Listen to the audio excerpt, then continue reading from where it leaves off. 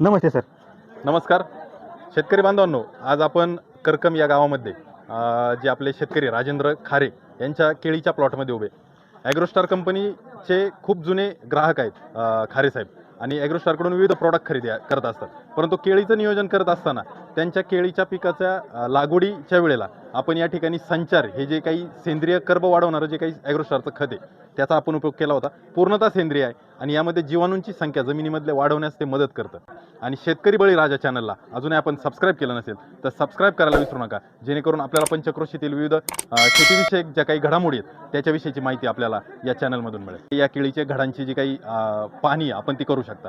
चांगलं उत्पादन, एक घडाचं आपण वजन केलं होतं साधारणपणे 45 किलोच्या आसपास त्या घडाचं वजन भरलं. आज या ठिकाणी आपण चर्चासत्राच्या माध्यमातून करकम आणि परिसरातील शेतकऱ्यांना केळी पिकाचं मार्गदर्शन, मी तेजस कोल्हे आणि माझ्यासोबत जे ॲग्री डॉक्टर आहेत अतुल टेमगिरे, आम्ही दोघं